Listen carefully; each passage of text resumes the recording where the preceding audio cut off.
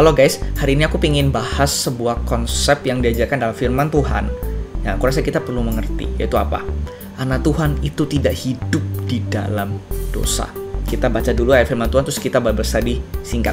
1 Yohanes 3 ayat 9-10. Setiap orang yang lahir dari Allah tidak berbuat dosa lagi, sebab benih ilahi tetap ada di dalam dia, dan ia tidak dapat berbuat dosa karena ia lahir dari Allah. Inilah tandanya anak-anak Allah dan anak-anak iblis. Setiap orang yang tidak berbuat kebenaran tidak berasal dari Allah. Demikian juga yang barang siapa tidak mengasihi saudaranya. Nah, sebelumnya aku coba ceritakan dulu konteks dari perikop ini.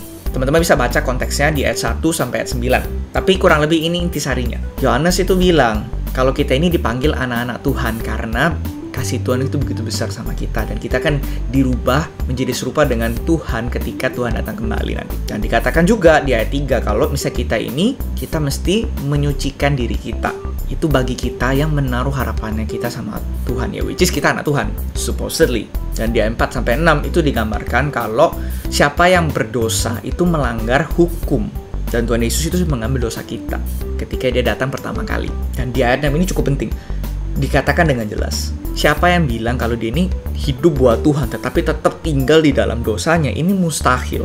Di sini dikatakan bahkan orang-orang yang mengaku seperti itu, either mereka itu belum berjumpa sama Tuhan atau belum mengenal Dia. Dan ini digambarkan sebagai satu-satunya kemungkinan. There's no other option. Dan di ayat 7-8 itu juga dibilang, barang siapa yang melakukan yang benar itu berasal dari Tuhan, tapi siapa yang melakukan yang jahat itu berasal dari bapaknya juga, iblis. Jadi ini kayak ditarik benang merahnya. Kamu hidup seperti apa, itu ketahuan bapakmu siapa. Jadi ini konteksnya. Nah, sekarang baru kita masuk di ayatnya. Kata setiap orang yang lahir dari Allah. Di sini tuh digambarkan itu apa? Itu orang-orang yang sudah lahir baru. Di Yohanes 3 ayat 3 itu digambarkan sama Tuhan Yesus dengan jelas. Teman-teman baca deh. Kalau kita mau selamat, kita perlu lahir baru, kata Yesus. Terus kata berikutnya, tidak berbuat dosa lagi. Dari aku lihat bahasa aslinya, continue to sin, itu teman-teman lihat di layar itu ada. Yaitu maksudnya itu bukan satu kali jatuh, dua kali jatuh, bukan. Tapi beneran kita ini bersikap hidup seperti itu. Jadi ya, basically this is me. Aku menghidupi apa yang aku lakukan ini, dan ini sudah biasa. Kita membiarkan apa yang salah itu tetap salah dan tetap ada dalam hidupnya kita. Jadi maksudnya tidak berbuat dosa lagi itu seperti itu. Jadi bukan tipe orang yang kita emosi misalnya, terus kita nggak sengaja ngomong kotor, terus kita sadar kita salah, kita minta ampun sama terus kita menjaga mulutnya kita ke depan. Itu bukan kayak gitu ya.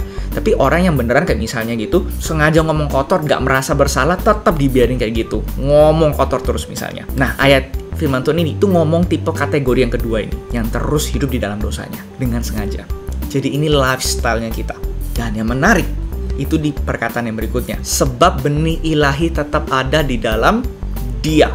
Apa maksudnya benih ilahi di sini? Kalau di bahasa Inggrisnya itu disebut God's seed. Jadi benihnya Tuhan. Itu Tuhan taruh dalamnya kita. Firman Tuhan ada ngomong apa soal ini? Kalau aku berani bilang, yang dapat dipertanggungjawabkan, ini yang dimaksud adalah Roh Kudus. Bukan yang lain. Bukan karunia roh, bukan talenta, tetapi ini Roh Kudus. Kenapa Roh Kudus? Karena begini, karena Tuhan sebelumnya sudah janji akan memperbarui hati kita dan akan menaruh rohnya dalam hidup kita. Dan ini digenapi ketika Yesus mencurahkan Roh Kudus di Kisah Para Rasul.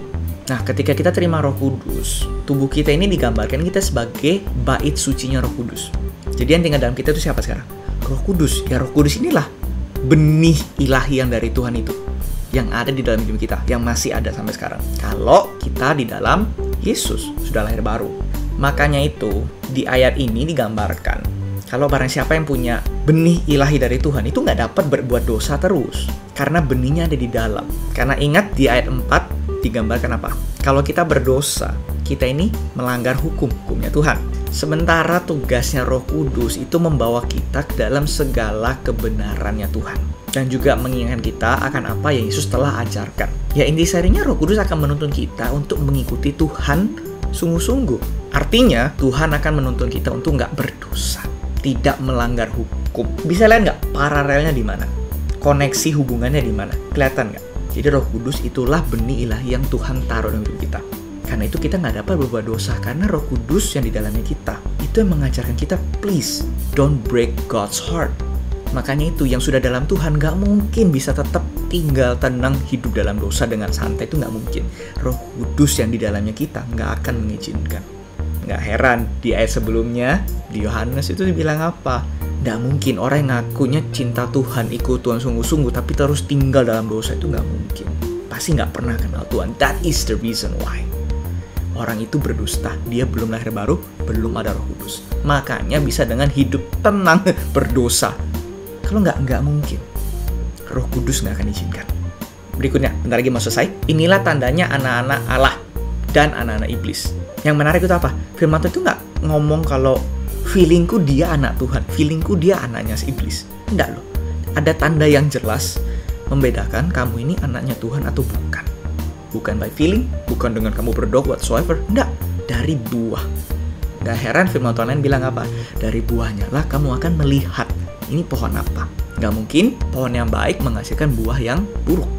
Dan sebaliknya. Jadi firman Tuhan itu saling mendukung. Kalau memang yang kita interpretasikan ini benar, pasti akan dikonfirmasi firman Tuhan lain. Dan di sini dikasih tahu ada 2 tanda kan. Setiap orang yang gak berbuat kebenaran dan gak berasal dari Allah. Dan yang kedua, demikian juga barang siapa yang tidak mengasihi saudaranya. Tapi keep in mind ya, ini bukan kayak satu kali kesalahan kita gak mengasihi saudara kita, terus kita dilabel langsung, oh kamu anak iblis. Bukan. Tapi ini dari konteks ayat firman Tuhan kita baca sebelumnya, it's a lifestyle, oke? Jadi kita ini terus-terusan, kita ini hidup dalam dosa, kita gak hidup dalam kebenaran. Dan juga di sini konteksnya, kita nggak mengasihi saudaranya kita. Dalam artian bukan saudara cuma di rumah, tapi ngomong ini saudara di dalam Tuhan. Kita benci orang Kristen. Kita benci persekutuan orang percaya. Something's wrong with us. Kita mesti cek apakah kita ini anak Tuhan atau anak iblis, basic. Karena ini ngomong soal lifestyle. Constantly kita ini hidup mendukakan Roh Kudus, mendukakan Tuhan. Kalau that's the case, kita perlu pertanyakan apakah kita benar sudah lahir baru atau belum. Karena seperti yang kita pelajari hari ini, anak Tuhan itu tidak tinggal terus di dalam dosa. Mereka mungkin bisa jatuh, bisa tergoda, bisa berbuat kesalahan, dan bisa berdosa di hadapan Tuhan. Kalau kita nggak menjaga hati dengan segala kewaspadaan. Tetapi, it doesn't mean kita akan terus tinggal di dalam. Karena firman Tuhan bilang, 7 kali orang benar jatuh, 7 kali ia bangkit. Kita akan bangkit lagi, kita akan datang ke Tuhan.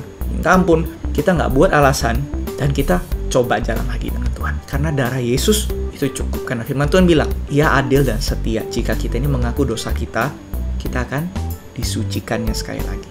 Yang penting, pastikan ini. Jangan hidup di dalam dosa. Kalau kita masih hidup dalam dosa, dengan tenang apalagi, dari yang kita pelajari hari ini, kita harus cek hati kita. Apakah kita sungguh-sungguh sudah lahir baru, kita sudah di dalam Tuhan apa enggak. Karena lebih baik, kita sadar hari ini, daripada kita udah mati, ciluk baru sadar di ujung sana. Karena itu gunanya kita baca firman agar kebenaran itu yang memerdekakan kita.